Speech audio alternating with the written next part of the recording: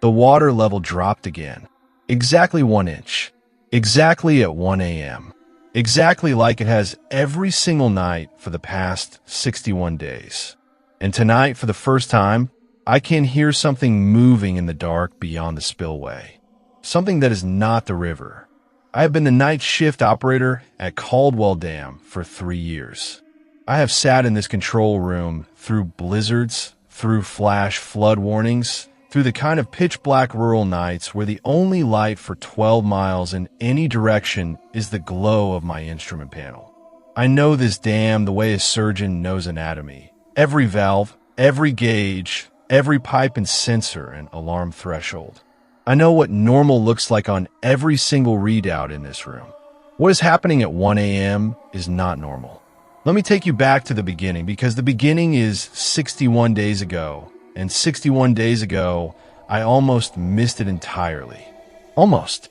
And every time I think about that word, almost, I feel something cold move through me that has nothing to do with the November air coming through the gap under the control room door. My name is not important. What is important is the job and what the job requires, because most people have no idea what a dam operator actually does on a night shift, and that context matters for what I am about to tell you. I work alone from 10 p.m. to 6 a.m. My primary responsibility is monitoring water levels, flow rates, gate positions, and structural sensors. The network of instruments that tell me, at every moment, the status of a structure that holds back approximately 400 million gallons of water and sits 12 miles upstream from a town of 11,000 people. I log readings every hour on the hour. I respond to alarms. I make gate adjustments when inflow or outflow requires it. I write incident reports. I drink bad coffee. I watch the instrument panel. I do this 5 nights a week. The instrument panel has 47 individual readouts. I know the normal range for every one of them. I know which sensors run slightly hot, which flow meters have a calibration drift that maintenance keeps telling me they will correct and never does, which alarm has a humidity sensitivity that makes it trip occasionally in heavy rain even when there is no actual issue. I know all of it.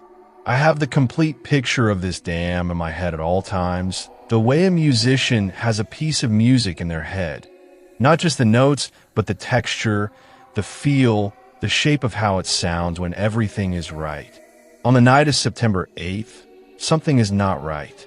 I am doing my 1 a.m. hourly log, the reading I will come to dread more than any other in my professional life, when I notice the upstream reservoir level indicator is reading 0.08 feet lower than it read at midnight. This is not an alarming number in isolation. Reservoir levels fluctuate. Evaporation, wind-driven surface effects, minor variations in upstream inflow. There are a dozen mundane reasons a reservoir level might drop by just under 1 inch in a 60-minute window. I log it. I note it in the comments field as a minor anomaly for the morning crew to review. I pour a cup of coffee and I move on. At 2 a.m., the level is back to normal. I note this as well. A brief dip and recovery, consistent with a passing variance in upstream inflow, possibly a micro-weather event, possibly sensor calibration. I log it and I forget about it. On the night of September 9th at 1 a.m., the upstream level drops 0.08 feet.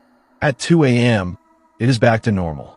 On the night of September 10th, at 1 a.m., the upstream level drops 0.08 feet.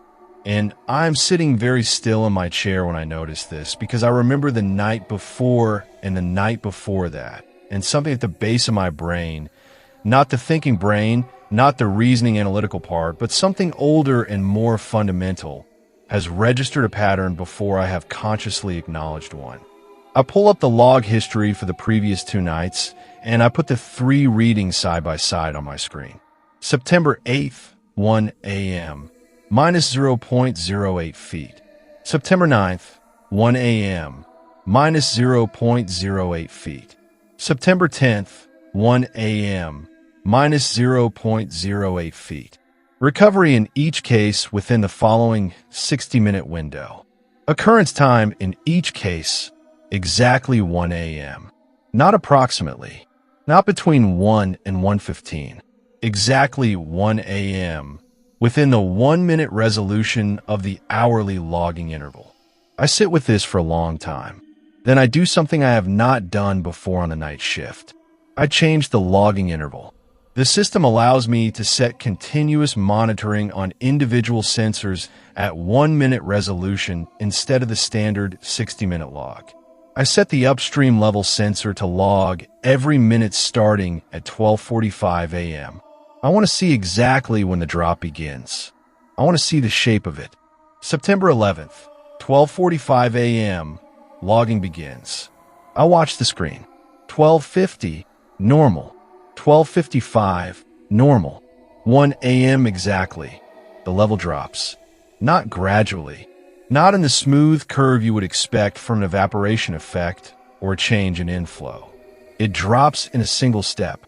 One reading, it is normal. The next reading, 60 seconds later, it is 0.08 feet lower. A step function, like a switch being thrown. At 1:23 a.m., in a single step, it returns to normal. 23 minutes. 23 minutes of a 1-inch drop in a reservoir that holds 400 million gallons of water, occurring at exactly 1 a.m. with a precision that no natural phenomenon I know of can account for. I stare at the screen for the remaining 4 hours of my shift without doing much else. In the morning, I show the data to my supervisor, a man named Dale who has been working dams for 28 years and has the particular energy of someone who has seen everything and been surprised by nothing.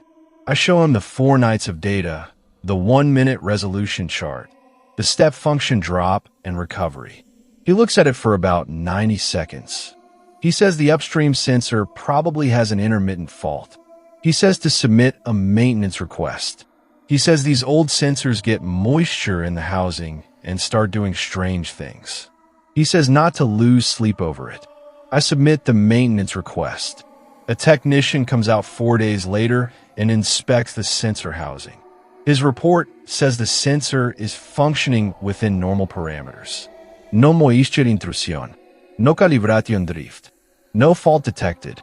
By the time the report comes back, the 1 a.m. drop has occurred every single night without exception. I start doing things that are outside my job description. I start because the pattern will not leave me alone. It sits in my mind during the day. When I'm trying to sleep, it is the first thing I think about when I wake up at 7 p.m. for my shift. It is the thing behind every other thought I have in that control room between 10 p.m. and 12:59 a.m. So I start investigating on my own time. The first thing I investigate is volume. If the reservoir level drops 0.08 feet over the full surface area of the reservoir, which is approximately 340 acres, the volume of water that represents is calculable. I do the calculation 3 times because the first 2 results seem wrong. 340 acres times 0.08 feet of depth. The answer is approximately 27.2 acre-feet of water. An acre-foot is approximately 326,000 gallons. 27.2 acre-feet is approximately 8.9 million gallons. In 23 minutes, something is displacing or removing 8.9 million gallons of water from this reservoir in a 23-minute window every single night at 1 a.m. I check upstream. The dam has remote sensors on the river 14 miles up from the reservoir at the head of the watershed. I pull the flow data for every night of the anomaly. There is no upstream event, no surge, no drop, nothing that would account for a volume change of this magnitude. The water is not coming from upstream. It is not a surge of inflow that is somehow logging incorrectly on the reservoir sensor. I check downstream. My outflow gauges, the instruments that measure how much water is leaving through the dam's gates and outlets, show nothing. On every night of the anomaly, outflow through the dam structure is completely normal. No gates are opened. No emergency release. No change in outflow at all. The water is not going over, through, or around the dam. 8.9 million gallons of water is disappearing from the upstream side of the reservoir every night for 23 minutes and returning, and I cannot find where it goes. I drive the reservoir perimeter on my day off in late September. The reservoir is bounded by steep valley walls on 3 sides and the dam face on the 4th. I'm looking for anything: a sinkhole, a new seep, a crack in the valley wall, any geological feature that could account for a temporary subsurface drainage event of this magnitude. I have a background in hydrology from my engineering degree. I know what I'm looking for. I spend 6 hours driving and walking the accessible perimeter. I find nothing. The valley walls are intact. The shoreline shows no evidence of seep or subsurface flow. The water line is exactly where it should be, except that at 1 a.m. for 23 minutes, it is not. In early October, I start watching the reservoir directly during the window. I park my personal vehicle on the access road along the west bank at 12:50 a.m. with a pair of binoculars and a thermal imaging monocular I borrow from a friend who uses it for deer hunting. The access road gives me a line of sight across the upper reservoir, about half a mile of open water. I watch from 12:50 to 1:30. The first night, October 4th, I see nothing unusual. The water surface is still.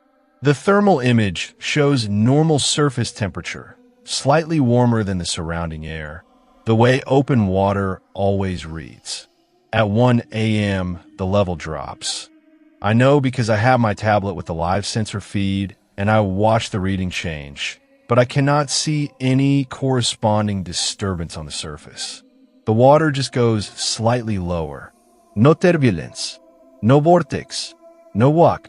It is as though the water is being removed from somewhere below the surface, gently, without disturbing the top. The second night, October 5th, I see something.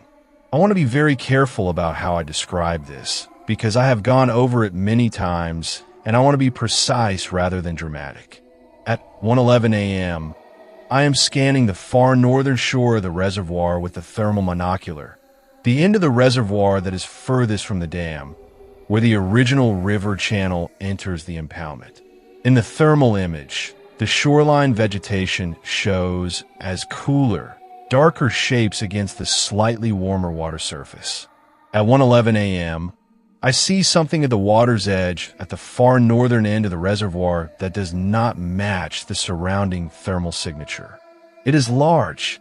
I cannot give you a precise dimension because I am looking at it from approximately half a mile away through a consumer-grade thermal monocular in complete darkness, and estimating size at distance under those conditions is imprecise. But I can tell you that it extends along the northern shoreline for what I estimate, based on landmarks I know, to be somewhere between 60 and 100 feet. It is at the water's edge, partially in and partially out of the water. Its thermal signature is neither the temperature of the water nor the temperature of the surrounding land. It is warmer than both, significantly, the way an animal is warmer than its environment. And it is moving, very slowly, very deliberately, a slow rhythmic movement along the water line that I watch for approximately 4 minutes before it stops. At 1:23 a.m., the reservoir level returns to normal. I do not get out of the car. I want to be completely honest with you about this. I'm a person who investigates things, who drives dam perimeters on my days off, who sets logging intervals to 1 minute to understand the shape of an anomaly, who borrows thermal imaging equipment and sits in a parked car in the dark at 1 a.m. to watch a reservoir. I am not a person who is easily frightened into inaction, and I do not get out of the car. I sit in the driver's seat with the doors locked and the engine running, and I watch the northern shoreline with the thermal monocular until 2 a.m., and whatever was there at 1:11 is gone, and I watch for another 30 minutes to be sure, and I drive back to the control room. I do not tell Dale. I do not know how to tell Dale. I have a thermal image I try to capture on my phone through the monocular eyepiece. and what I get is blurry and ambiguous. A bright smear along a dark shoreline that could be many things and proves nothing. I try to describe it to myself in the language of normal explanations. A debris field of wet vegetation with high heat retention. A gathering of animals, deer, large ones, a herd at the waterline. Some kind of natural outgassing from the sediment producing a thermal anomaly. I try each explanation and measure it against what I saw, and none of them fit the size, the movement, or the rhythm. None of them account for 8.9 million gallons of water disappearing in 23 minutes. Throughout October, I do not sleep well. This is a significant problem when your job requires you to be awake and alert for 8 hours in the middle of the night, but it is out of my control. I lie in my bed during the day, and my mind goes to the northern end of the reservoir, and to the shape I saw in the thermal image, and to the step function drop on my sensor chart, and I cannot get it to stop. I start losing weight. My appetite is wrong. I am in the kind of mental state that I recognize clinically as not healthy, and I cannot correct it because the source of it is real and unresolved and happening every single night, whether I watch it or not. In late October, I call a friend from my graduate program, a man named Yusuf, who is now a professor of environmental hydrology at a state university 3 hours away. I frame the conversation as a professional inquiry, a mysterious reservoir-level anomaly I am trying to account for. I walk him through the data without mentioning what I saw at the northern shoreline. He is interested, engaged, asks good questions. We work through every hydrological explanation together. He is thorough and smart, and at the end of an hour-long conversation, he arrives at the same place I did 6 weeks earlier. He says, the volume is wrong for any natural surface or subsurface flow event at that time resolution. He says he has not seen a step function drop and recovery of this magnitude in any peer-reviewed literature. He says, and this is the sentence I've been turning over in my mind for weeks. He says, whatever is moving that water is doing it in a way that doesn't leave the signatures we normally look for. I asked him what he means. He says that water movement leaves evidence. Currents leave sediment patterns. Subsurface flow leaves chemistry changes. Evaporation changes surface temperature. Every movement of water at this volume leaves multiple, overlapping, detectable traces in the system. He has looked at the data I sent him. He says there are no traces. He says it is as if the water moves without disturbing anything, as if something takes it and puts it back without the water knowing it was moved. I sit with that sentence in the dark of my day bedroom for a long time. November arrives. The nights get longer and colder, which means the access road along the western bank is harder to navigate, and sitting in a parked car from 12:50 to 1:30 a.m. involve a level of physical discomfort that makes the surveillance harder to sustain. But I sustain it because I cannot stop. I have to know. On November 7th, 61st day of the anomaly, I am in my usual spot on the access road at 12:50 a.m. It is 31 degrees. My heat is running low, so the windows do not fog. I have the thermal monocular in my tablet with the live sensor feed and a thermos of coffee I have not touched. At 1 a.m., the reading drops. I put the monocular to the northern shoreline immediately, not waiting this time, not scanning. I know where to look. I have looked at this exact section of shoreline so many times that I can identify individual trees in the thermal image. It is already there when I look, already at the waterline, already that warm thermal signature extending along the shore, already moving that slow, rhythmic motion I watched for 4 minutes in October. It is larger than it was in October, or is closer to me than it was, or I'm seeing more of it this time. I cannot be certain which. The warm shape in the thermal image extends along the shoreline and curves into the water, a shape that my mind keeps trying to resolve into something familiar and cannot. And then it stops moving. The rhythmic motion stops. The shape at the northern shoreline becomes still. And in the thermal image, very slowly, the warm mass at the center of the shape rotates, orients itself, and the part of it that is now pointing away from the shoreline, pointing south down the length of the reservoir, pointing in the direction of the dam, points at me. I know this is not provable. I know that a thermal image at half a mile in the dark does not give me the resolution to know where something is directing its attention. I know that, and I am telling you that it pointed at me with a certainty I cannot justify rationally and cannot make myself disbelieve. I put down the monocular. I look at the tablet. The sensor reading is still showing the drop. We are at minute 18 of the 23-minute window. I start the car. I put in drive. I pull back onto the access road toward the control room. At 1:23, the reading recovers. Behind me, the northern end of the reservoir is dark. I have my notice of resignation written. I have not submitted it yet. I tell myself I'm gathering more data, that I owe it to the 11,000 people downstream to understand what I have found before I leave. But I know the truth, which is that I do not know who to give this data to or what words to use, and I am afraid that the words I would use would end my career faster than a resignation letter would. What I know is this. For 61 consecutive nights, something has come to the northern end of the reservoir at 1 a.m. It stays for 23 minutes. In those 23 minutes, 8.9 million gallons of water disappears from the reservoir and returns. It leaves no chemical trace, no sediment signature, no thermal effect on the water surface. It is warm, warmer than the water and warmer than the air. It is large, though I cannot tell you precisely how large. And on the night of November 7th, it became aware that I was watching it. 3 nights have passed since then. I have not gone back to the access road. I have been sitting in the control room at 1 a.m., watching the sensor reading drop and recover, listening to the silence of 12 miles of dark river valley, and trying to decide what a person is supposed to do with something like this. Tonight is the 64th night. It is 12:58 a.m. The instrument panel is normal across all 47 readouts. In 2 minutes, one of them will not be.